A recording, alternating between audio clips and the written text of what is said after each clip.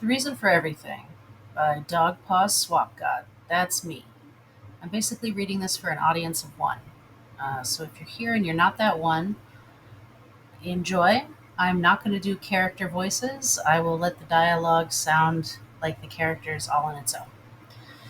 This is a multi-chapter fic. This is chapter 1. Vi, 1 through 3. 1.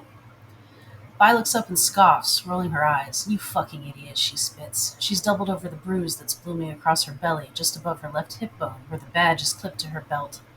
She stumbled unthinkingly from where Kate left her in the air ducts deep below. She doesn't know how long she's walked, but her feet have brought her almost to the door of the last drop. She stands a while, the yellow glow of the Eye of Zon surrounding the sign illuminating the haze around her, making everything look as sick as she feels.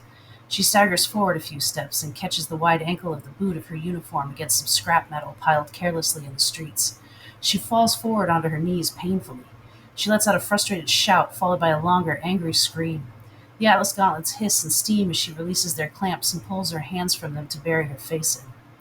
She feels a panic and a grief flood her body at an intensity she hasn't experienced since her first weeks in Stillwater. Tears and snot pour between her fingers and spill onto her knees as she lets it take her. Her breath comes in fast, painful gasps. Her body trembles out of her control, though she manages to lift her head to take one last pitifully hopeful look at the home she'd once shared with her brothers and sister. The last drop stands empty, dark except for the still glowing sign which buzzes loudly in the deserted street.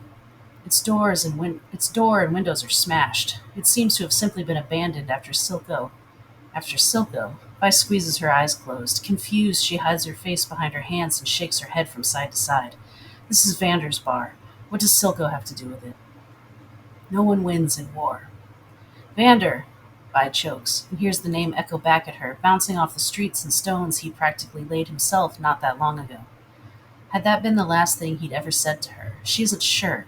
She can't think straight. The buzzing of the evil yellow eye above grows louder, filling her ears violently.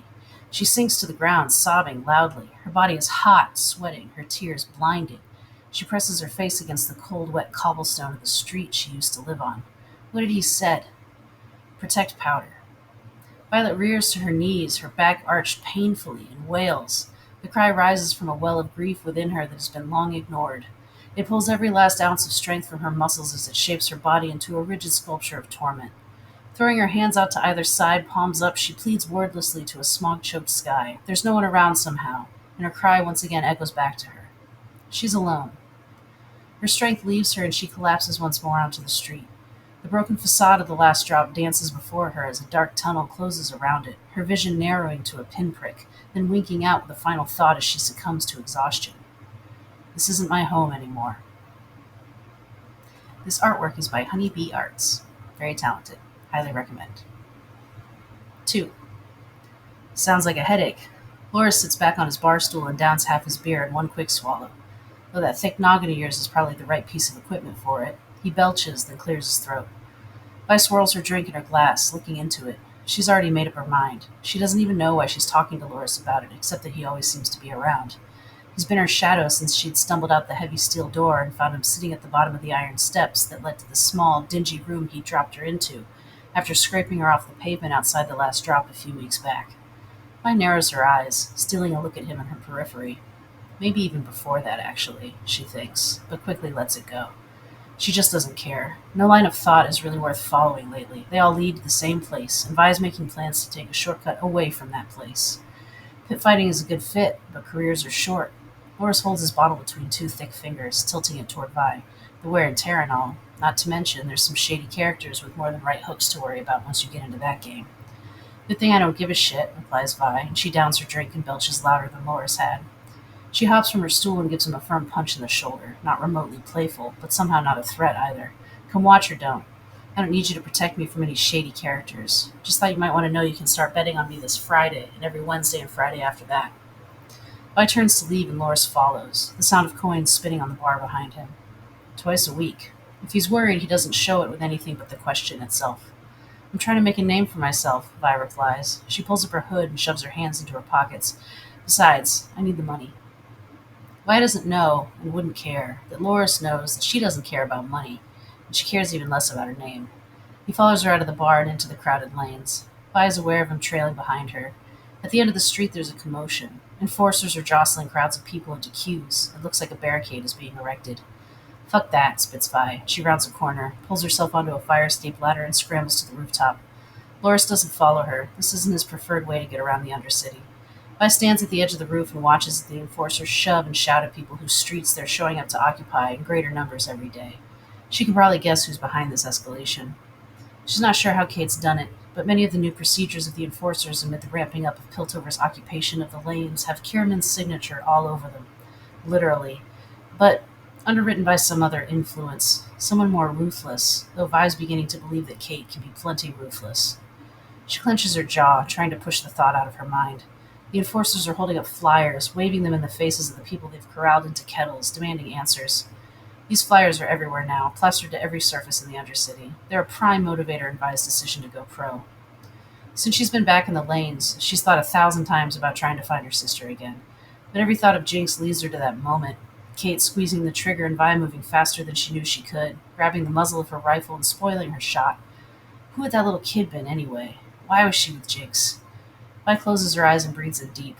She sees Jinx with that kid, covering her with her tiny body. She sees the blue flash of Kate's cruelest act. Who was that kid? Why had Kate taken the shot anyway? Vi winces. She knows why. But this is dangerously close to understanding, and she doesn't have the strength for that now, and it doesn't matter.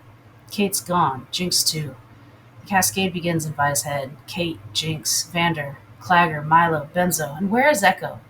She's heard rumors that the leader of the Firelights had up and disappeared. Vi feels the beginning of panic seizing her. An acrid smell fills Vi's nose, burning her eyes and coaxing her back to her senses. She opens her eyes. The enforcers are using gas to clear the crowd they've made with their checkpoint, and it's drifting upward, polluting her perch. The panic ebbs slightly. She's getting better at cutting it off at the pass. Soon, twice a week, she'll have the best method she can think of to help keep her head clear of the confusion, her heart spared from the pain of it. She turns her back on the developing riot on the street below and begins to run. She clears the first gap between buildings. The force of her landing rocks through her feet and upper legs, the pain a welcome distraction. Rolling through it and to her feet again, she picks up speed, preparing for the next jump. She pushes her sister from her mind. Her first fight is tomorrow. Tonight, she'll throw her body across the rooftops of the Undercity. She doesn't care how she lands. 3. Shouting, screaming, cheers and applause, the sound of money changing hands, the stomping of heavy boots on stone, the tolling of the bell, then the thudding and slapping of blows landing, the cracking of bones and the snapping of tendons, the liquid sensation of blood, sweat, spit mingling in the grease, the smell of it. Vi bobs and weaves gloriously. She can eat punches like they do her good, and she hits like a cave-in, crushing bone and pulping flesh under knuckles hardened for years against the walls of a dank, lonely prison cell. When she's ready to end the fight, she drops her guard flamboyantly, inviting her opponents to take their best shot at her jaw, then unleashes a devastating 1-2 combination that KOs almost every time it lands. It lands every time. The signature swagger and punishing combo earned her a nickname within her first few weeks in the ring.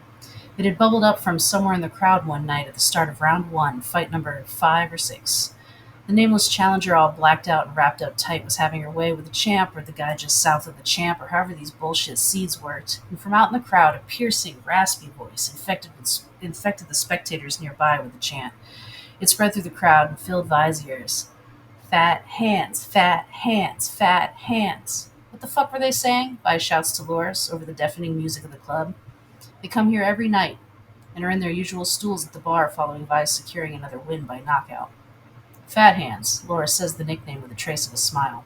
Well, that's stupid, Vi snorts, looking at her mitts. They're not even Vi swoons, her eyes wide, the room spinning around her. In her ears, a hiss of steam drowns out the din of the club, the heavy clang of 2 fat gauntlets falling hard, her hands lifting out of them and finding a narrow waist, her lips finding Caitlin's mouth. She blinks and the noise of the club rushes in. Loris sits across from her on his stool, his face placid and friendly. You've got fans, he continues, showing no sign that anything has changed. Vi looks around, confused, drunk, and having been hit in the head a few times that very night. She rubs her eyes and rakes her fingers down her face, the black axle grease she wears to encourage punches and holds to slide off of her, streaking and smudging further down her sweaty neck. The smell of it fills her nose. You're the dirt under my nails. Mom? Vi hops off her stool, turning her ankle in her unlaced boot and splashing to the floor. Loris catches her under an armpit with one large hand. He hoists her up and throws her arm over his shoulders while pressing 2 coins onto the bar with his free hand. Vi doesn't feel her feet lift off the floor as Loris carries her, toes dragging, out of the noisy club and into the street. Footsteps, iron stairs, a heavy door screeching open then slamming shut. The sound of glass bottles kicked across concrete littered with twisted strips of blood-soaked bandages. Vi doesn't feel herself lowered onto the tatami mat, rolled onto her side with her head cradled on her elbow, or hear the sound of the steel door as it opens and closes again, quieter this time.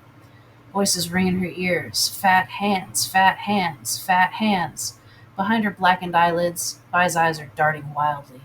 The blue glow of a gemstone fills the darkness, the hissing of steam, the ear-splitting shot from a rifle barrel ringing and ringing, the muzzle flash blinding, that blue glow coalescing into a liquid, flowing violently, shaping itself into strands. These twist into 2 radiant blue braids that go flying behind a flash of purple light, disappearing into a menacing amber eye that smolders at the center of a black hole. Vi retches, spurting vomit onto her elbow. Tears leak from her closed eyes, suspended in trenches of grease carved down her cheeks. She retches again, a loud belch bringing up what little is in her stomach other than drink. It soaks her sleeve, and the warmth of it is the only thing she'll remember having felt between rolling her ankle at the bar and the splitting headache that wakes her the next morning.